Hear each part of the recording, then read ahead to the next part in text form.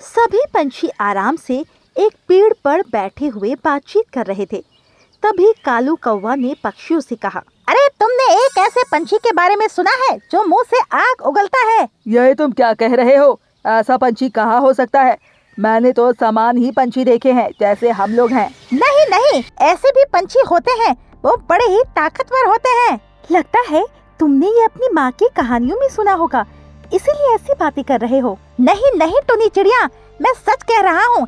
यदि तुम्हें यकीन नहीं होता है तो तुम जंगल की ऊंची पहाड़ी पर जाकर देख सकती हो, वहाँ पर इसके चित्र भी बने हुए हैं। ये सुनकर सभी पंछी काफी ज्यादा हैरान हुए, क्योंकि उन्हें नहीं पता था कि कोई ऐसा भी पंछी है जो मुंह से आग उगल सकता है, यानी कि आग उगलने वाला पंछी। पर उन्हें इस बात पर विश्वास ही नहीं हुआ और टुनी चिड़िया ने कहा, हमें कहीं नहीं जाना है, क्योंकि जो चीज नहीं होती है उसके बारे में क्या पता करना। क्यों, सही कहा ना साथियों? इस पर सभी ने टुनी चिड़िया की हाँ में हाँ मिलाई। धीरे धीरे समय गुजर रहा था। सभी पंछी आराम से जंगल में रहा करते थे। एक बार कालू कौवा जंगल घूमने के लिए निकला।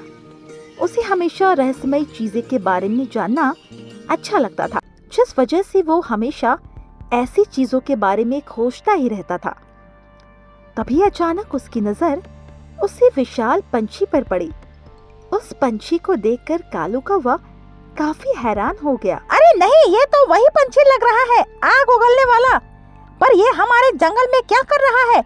मुझे इसका पीछा करना चाहिए। और ये कहकर कालू कौवा उस विशाल पंछी के पीछे लग गया। उसने काफी दूर तक उस पंछी का पीछा किया, पर अचानक वो पंछी कहीं गायब हो गया। ये देखकर कालू कौवा बहुत हैरान हुआ और वो जंगल वापस लौट आया। उसने पंछियों से कहा, आज मैंने वही विशाल आग उगलने वाला पंछी देखा है। तुम लोग सावधान हो जाना, हमारे जंगल पर उसकी नजर है। ये तुम क्या बकवास कर रहे हो? तुमने कितनी बार कहा है ऐसा कोई पंछी नहीं होता है, तो फिर हमें क्यों डरा रहे हो? नहीं, मैं सही कह रहा हूँ। पर किसी ने भी कालू कौवा की बात पर विश्वास नहीं किया, जिस पर कालू कौवा बहुत दुखी हुआ। अब मैं इन्हें कैसे विश्वास दिलाऊं कि आज मैंने उस पंछी को देखा था? इसके बाद सभी पंछी अपने अपने घर में चले गए।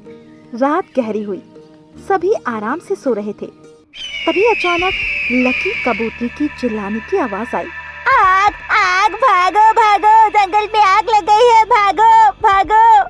लकी कबूतरी की आवाज से सभी लोग उठ गए।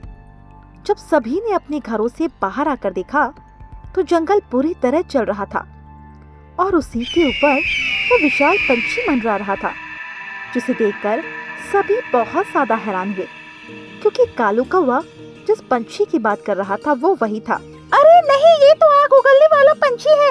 इसका मतलब कालू कौवा सच कह रहा था। हाँ, हमें जल्दी से अपनी जान बचानी चाहिए। जंगल बुरी तरह जल रहा है, ये पंछी बार बार आग उगल रहा है। और ये कहकर सभी पंछी रात में जंगल से बाहर भागने लगे, जैसे तैसे अपनी जान बचाने लगे। नदी के किनारे आने के बाद सभी पंछियों ने शरण ली और कालू कौवा ने उन सभी पंछियों से कहा, मैंने कहा था तुम लोगों से, पर तुम लोगों ने मेरी बात नहीं मानी। वो पंछी इसीलिए हमारे जंगल पर मंडरा रहा है। उसने हमारे जंगल को तबाह कर दिया है। पर अब हम लोग क्या करें? वो पंछी तो बड़ा ही ताकतवर है, उसके मुंह से तो आग निकलती है, उसका सामना हम नहीं कर सकते हैं। पर हमें कुछ न कुछ तो करना ही पड़ेगा, क्योंकि अगर वो ऐसे ही आग उगलता रहा तो हमारा पूरा जंगल जलकर राख हो जाएगा। अभी तो कम से कम थोड़ा ही जंगल जल रहा है। पर किसी को कुछ समझ में नहीं आ रहा था कि आखिर किस प्रकार आग उगलने वाले पंछी से जान बचाई जाए। तभी कालू कौवा ने कहा, हमें सबसे पहले उस पंछी का ठिकाना पता करना होगा, फिर देखते हैं हम आगे क्या कर सकते हैं। इसके बाद सभी लोग सुबह का इंतजार करने लगे। जैसे ही सुबह हुई वो सभी उस पंछी का ठिकाना ढूंढने लगे और कालू कौवा उसी पहाड़ी पर गया। पहाड़ी पर पहुंचने के बाद उसने देखा वहां पर एक बड़ी सी गुफा थी और गुफा के अंदर काफी गर्मी भी थी। ये देखकर वो समझ गया कि वो पंछी यही रहता है और उसने सभी पंछियों से कहा, हमें इस गुफा का दरवाजा बंद करना पड़ेगा, तभी उस पंछी से छुटकारा मिल सकता है। पर गुफा का दरवाजा बंद कैसे करेंगे? अगर उस पंछी ने जान लिया तो वो हम सभी को मार डालेगा। मुझे पता है, पर हमें किसी न किसी तरह उस गुफा का दरवाजा बंद करना पड़ेगा। क्योंकि आग पत्थर को नहीं पिघला सकती है। पर अब सभी के सामने मुसीबत थी कि वो पंछी किस समय आता है, क्योंकि उन लोगों को उसका पता नहीं था। तो कालू कौवा ने उन सभी से कहा, तुम लोग अपने अपने घर जाओ, मैं पता करता हूँ कि वो पंछी किस समय यहाँ आता है, इससे हम लोग यहाँ पर आकर अपनी योजना पर काम करेंगे। इसके बाद सभी पंछी वहाँ पर चले गए, पर कालू कौवा वहीं पर रह गया और उसी पंछी का इंतजार करने लगा। कुछ देर बाद वो आग उगलने वाला पंछी आया और गुफा के अंदर चला गया। वो काफी देर तक गुफा के अंदर रहा और लगभग शाम होने के बाद वो गुफा से बाहर निकला, जिस पर कालू कौवा समझ गया कि आग उगलने वाला पंछी सिर्फ रात के समय ही निकलता है। और वो वहां से चला आया और उसने पंछियों को सारी बात बताई। तो अब हमें रात के समय वहाँ जाना पड़ेगा। नहीं, हमें दिन के समय जाना पड़ेगा, क्योंकि वो दिन भर गुफा के अंदर रहता है। और उसके जाने के बाद मैंने गुफा भी देखी, वो गुफा काफी गहरी है, तो उसे कुछ पता भी नहीं लगेगा। पर हम लोग इतना बड़ा पत्थर लाएंगे कहाँ से? पत्थर वही है, पर कुछ करने की जरूरत नहीं है, बस हमें उस गुफा को बंद करना है। ठीक है, तो कल ही हम लोग वहाँ के लिए निकलेंगे। और ये कहकर वो लोग फिर से उसी जंगल में सो गए, क्योंकि तब तक जंगल पूरी तरह ठंडा हो चुका था। अभी वो लोग सो ही रहे थे, तभी अचानक फिर से जंगल में आग बरसने लगी। ये देखकर पंछी घबरा गए और उन्होंने कहा, हे भगवान, ये पंछी फिर से आ गया। लगता है ये हमारे जंगल को तबाह करके ही रहेगा। भागो, यहाँ से जल्दी से भागो। ये कहकर सभी पंछी फिर से जंगल से निकल आए और उन्होंने फैसला किया कल इस पंछी का अंत किया जाए। और इसके बाद वो सभी अगले दिन इसी चीज का इंतजार करने लगे कि जब पंछी गुफा के अंदर गया तो कालू कौवा ने उन सभी से इशारा किया कि सभी पत्थर गुफा के द्वार पर लाने लगे। इसके बाद सभी लोग पत्थर को खींचना शुरू कर देते हैं, पर पत्थर काफी ज्यादा भारी था, जिस वजह से उन्हें काफी परेशानी हो रही थी। अरे भैया, ये पत्थर तो बहुत भारी है, हम लोग इसे कैसे खींच पाएंगे? खींचना तो पड़ेगा ही, वरना इसी तरह अपने जंगल को बर्बाद होते देखो। ये कहकर वो सभी पत्थर खींचने लगे। वहीं पत्थर की आवाज से वो पंछी काफी घबरा गया और आग उगलने लगा। ये देखकर कालू कौवा ने कहा, जल्दी करो, वरना हम सभी मारे जाएंगे, वो पंछी बाहर ही आ रहा है। ये देखकर उन सभी लोगों ने अपनी पूरी दम लगा दी और उस पत्थर को गुफा के द्वार पर लगा दिया, जिससे आग वापस उसी गुफा के अंदर चली गई। ये देखकर वो सभी लोग बहुत खुश हुए। हमने कर लिया, आखिरकार हमने उस पंछी को बंद कर ही दिया। हाँ, आखिरकार हमारी मेहनत रंग लाई। इसके बाद वो सभी जंगल वापस लौट आए और अब सभी बहुत खुश थे। तो दोस्तों, हमें इस कहानी से यही सीख मिलती है कि अगर हम लोग किसी काम को एकता के साथ करते हैं तो वो काम आसानी से पूरा हो जाता है, क्योंकि एकता में बहुत शक्ति होती है। माँ मत मारिए ना, बहुत दर्द हो रहा है। माँ, अब नहीं जाऊंगी, मुझसे गलती हो गई। ये कहकर टुनी चिड़िया जोर जोर से रो रही थी। वहीं उसकी माँ रेनू चिड़िया उसे डंडे से मार रही थी और कहती जा रही थी, तुझसे मना किया है ना कि वहाँ मत जाया कर, कितनी बार समझाया है, पर तू मानती नहीं और आज तो तू अपने भाई को भी ले गई। मुझसे गलती हो गई माँ, अब मुझे छोड़ दीजिए। मैं आज के बाद कभी वहाँ नहीं जाऊंगी, ना ही भाई को लेकर जाऊंगी। जिस पर रेनू चिड़िया ने टुनी चिड़िया को मारना छोड़ दिया और उससे कहा, अगर आगे से तू वहाँ गई ना तो मैं तेरी दोनों टांगे तोड़ दूंगी। चल तू अंदर। और तू क्या देख रहा है? ये सुनकर मुन्नू चिड़िया अंदर चला गया, क्योंकि उसे भी काफी ज्यादा डर लग गया। आज टुनी चिड़िया की बहुत पिटाई हुई। टुनी चिड़िया रोते हुए घर के बाहर ही बैठ गई और अपने आप से बोली, पता नहीं कैसी माँ है, सभी की माँ तो कितना प्यार करती है, पर मेरी माँ सगी होने के बाद भी सौतेला जैसा व्यवहार करती है। ये कहकर वो जोर जोर से फिर रोने लगी। अंदर से उसका भाई ये सब देख रहा था। तभी वहाँ पर रेनू चिड़िया आई और बोली, तू क्या बाहर झांक रहा है? घर पर ही रहना। अगर बाहर निकला ना तो मैं तेरी भी ऐसे ही पिटाई करूंगी। मैं बाजार जा रही हूँ सामान लाने। ठीक है माँ, मैं कहीं नहीं जाऊंगा। इसके बाद रेनू चिड़िया वहाँ से चली गई।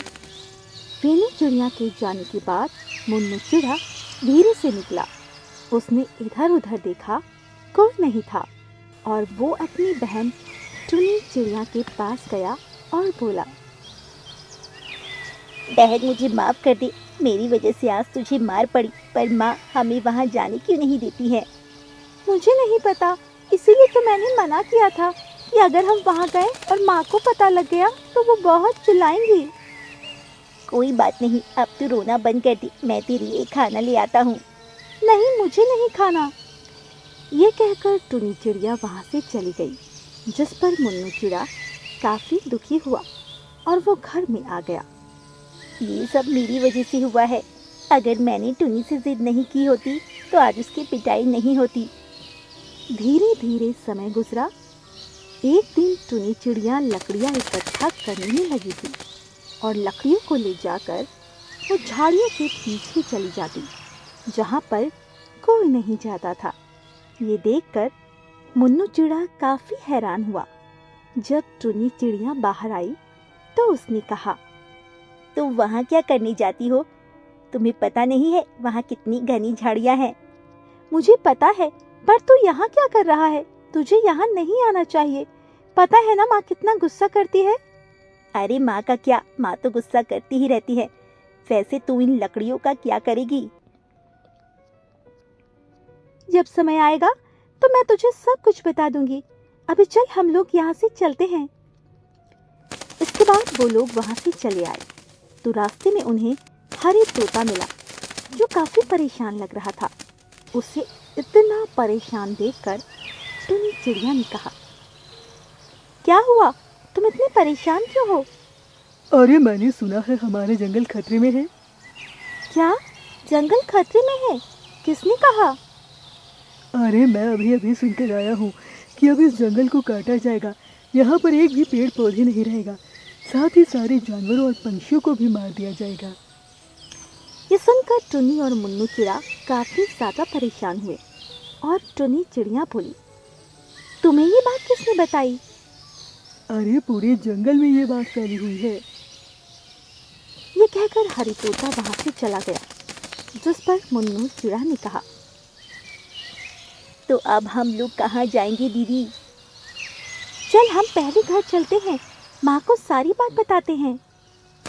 इसके बाद वो लोग घर आए, जहाँ पर रेनू चिड़िया खाना बना रही थी।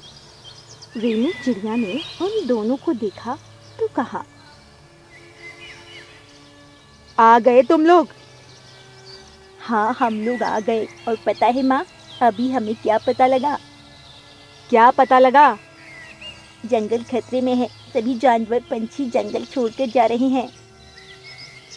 क्या जंगल छोड़कर जा रहे हैं? पर क्यों? इस पर टुनी चिड़िया ने उससे सारी बात बताई, जिससे सुनकर वो काफी परेशान हुई। अरे ये तो बहुत परेशानी वाली बात है। ठीक है तुम लोग यहीं रहो, मैं गौरी कोयल से बात करके आती हूँ। इसके बाद वो गौरी कोयल के पास चली गई। गौरी कोयल अपना सामान पैक कर रही थी। उसे सामान पैक करता देख रेनू चिड़िया ने कहा, अरे कहाँ चल रही तुम? मैं तो ये जंगल छोड़कर जा रही हूँ। तुम्हें पता नहीं है कि जंगल काटा जा रहा है, यहाँ पर अब शहर बनेगा। पर ये तो हमारा जंगल है, हम इसे काटने नहीं दे सकते हैं। हम क्या कर सकते हैं? वैसे भी उनके पास हथियार है, उन्होंने आधा जंगल तो काट ही दिया है। तुम पता नहीं कहाँ रहती हो। ये सुनकर रेनू चिड़िया काफी परेशान हुई और उसने कहा, पर तुम जाओगी कहाँ पर? हम लोग तो समुद्र के दूसरे पार जाएंगे, क्योंकि वहाँ पर दूसरा जंगल है जहाँ पर ये इंसान नहीं पहुँच सकते। क्या समुद्र के उस पार? क्या यहाँ कहीं आसपास और जंगल नहीं है? नहीं, यहाँ पर खतरा है और अब मैं कोई भी खतरा नहीं ले सकती हूँ। हम सब वहीं जा रहे हैं। अगर तुम्हें चलना है तो बता देना, हम सभी कल सुबह निकल जाएंगे। ये सुनकर रेनू चिड़िया काफी दुखी हुई और वहां से चली आई। घर आकर वो काफी ज्यादा परेशान हुई। उसे इस तरह परेशान देखकर टुनी चिड़िया ने कहा, क्या हुआ माँ, आप इतना परेशान क्यों हैं? क्योंकि कल सभी पंछी जंगल छोड़कर समुद्र पार जा रहे हैं। तो हम भी चलते हैं ना उनके साथ। नहीं नहीं, हम समुद्र पार नहीं जाएंगे, वहां खतरा है। कौन सा खतरा है? और उस दिन भी आपने मुझे इसीलिए मारा था कि मैं मुन्नू को समुद्र के पास ले गई थी। आखिर आपको डर इतना क्यों लगता है? तुम जानना चाहती हो ना मुझे डर क्यों लगता है? तो एक बार मैं और तुम्हारे पिताजी समुद्र में घूमने गए, पर तभी अचानक तूफान आ गया और हम बिछड़ गए, जिसमें तुम्हारे पिताजी की मौत हो गई। इसीलिए मुझे डर लगता है। ये सुनकर टुनी चिड़िया को एहसास हुआ कि इस वजह से माँ उसे समुद्र किनारे नहीं जाने देती थी, और उसने कहा, मुझे माफ कर दीजिए माँ, आपको हमें ये बात बता देनी चाहिए थी। मैं नहीं चाहती थी कि तुम दुखी हो इस वजह से। पर अब हम लोग क्या करेंगे माँ? हमें अपने साथियों के साथ तो जाना ही पड़ेगा ना, क्योंकि सभी जा रहे हैं। नहीं नहीं, हम वहां नहीं जाएंगे, मुझे बहुत डर लगता है। ये सुनकर टुनी चिड़िया काफी ज्यादा परेशान हो गई।